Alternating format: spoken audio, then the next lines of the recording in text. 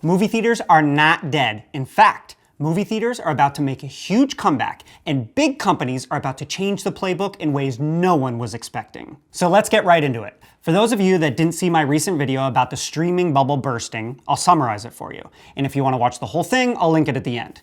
But basically, back in 2019, when movie theaters were closed and everyone was staying home, streaming platforms were exploding and big studios and tech companies were dumping money into original streaming programming. Basically, it was a gold rush to try and get as many subscribers as possible and quick. Fast forward to now, it's been found out that the streaming business is not exactly what they were hoping. With low subscription fees and subscriber growth plateauing, accompanied with the amount of money they put into content, it's just not a sustainable growth business. For us, it was nice getting A-list movies and shows for low-cost subscriptions, but those days are numbered. Now the streaming platforms need to pivot the strategy to generate more money. So they are starting to offer ad tiers to pull in advertising revenue, pulling back on production costs for their movies and shows, and slowly raising subscription prices. Especially since now we are seeing that free ad-supported streaming platforms like Tubi, Roku Channel, Pluto, Freevee, etc. are starting to take market share from the bigger platforms. So how does this affect movie theaters? Well, we are now in the middle of a huge pendulum swing in the entertainment industry.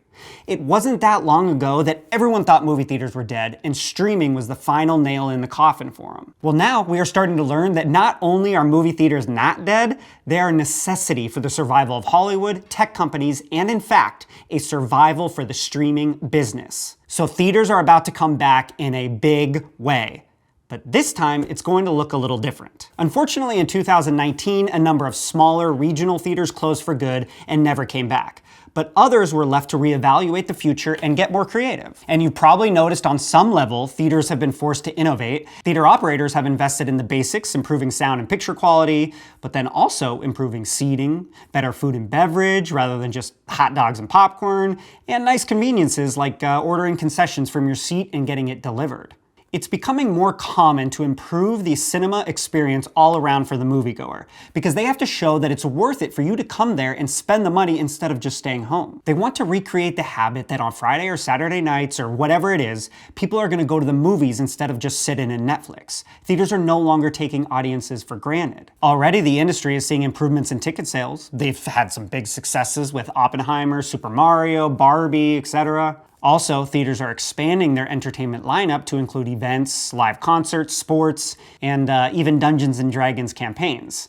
Anything to keep ticket sales coming. Larger theater complexes are looking to repurpose some of that space for other activities for moviegoers, like arcades, bowling alleys, or bars. A more full night experience. Some theaters have gotten pretty creative, like Warehouse Cinema Chain has run successful promotions that range from offering margaritas with movie tickets to pajamas and popcorns, which give customers who wear PJs to the cinema a free popcorn. Although some of these things they are doing, like the D-box seating experience, where they vibrate the seat and have better sound to mimic what's going on in the movie, seems a bit gimmicky to me, and it seems people aren't really jumping into the extra expense for those seats. But what people are flooding into in masses are these special themed events at theaters, like Alamo Drafthouse Theater's events. For example, when they showed the film Everything Everywhere All at Once, the theater chain passed out hot dogs to ticket buyers who went to its feast event to mark the famous hot dog fingers scene in the film. Or more recently, when Barbie was released, they hosted a Barbie party where you could dress up, they had themed props, interactive setups, costume contest, a special pink cocktail, exclusive merchandise, photo ops, and more. They were huge hits for the theater. So now that we know movie theaters aren't dead, and in fact just evolving into most likely a more themed, immersive experience, we aren't the only ones that have noticed this trend shifting. Amazon and Apple are expanding operations into the movie theater space by funding films for theatrical release or possibly purchasing movie theater chains. These tech companies' interest in movie theater chains could be to promote their own content, drive membership growth in their streaming platforms, or cross-sell other services and products. Perhaps we see subscription models that incorporate tons of entertainment options in and out of the house. It's rumored that Amazon was looking into purchasing movie theater chain AMC. It doesn't matter whether these specific rumors are true or not, because what is true is the movie theater space is a necessity for them and they know it. Which is why Amazon said it would spend $1 billion annually to make up to 15 films for theatrical release. Apple said it would also spend around $1 billion a year on movies for the theaters.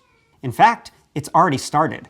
Apple's latest movie, Killers of the Flower Moon, starring Leonardo DiCaprio, is coming exclusively to theaters, not Apple TV+. And Apple's other big movie, Napoleon, starring Joaquin Phoenix, coming to theaters. It's just so funny because the whole point of these streaming platforms when launched was to give audiences premium A-list content at home right away. But now they are backtracking and like, we're leaving a lot of money on the table here, maybe let's not give them everything. Okay, so with the studios and tech companies now pivoting and really needing the theatrical business to thrive, and movie theater operators getting more creative to further ticket sales, a huge boom in theatrical experience and innovation may be coming. So you will probably see a lot more movie-themed events and experiences before and after the films, merchandise, specialty drinks people can take Instagram photos of.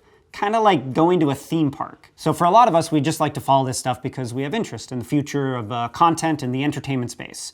But what does this ultimately mean for creators if you want to partake? Well, since this is kind of an extension to the streaming bubble bursting video, and my point then was how indie filmmakers and Hollywood outsiders could take advantage on this pullback from big studios pouring money into the just streaming world, and my feelings are even stronger about it now. Because most of the free ad-supported streaming platforms that are booming right now allow regular people to upload their own content, films, documentary, events, whatever, and monetize it. Yes, they have some guidelines, of course, but most people don't even know that they accept content from outsiders. You don't need the connections from the big distributors, and all these films you can invest in that are on Slated and other crowdfunding movie investment sites will be in better position with viewers, as we know their releases are most likely destined for just streaming. So with big movies going back to theaters exclusively for a time and streamers pulling back budgets on content, indie films will start creeping out of the shadows more.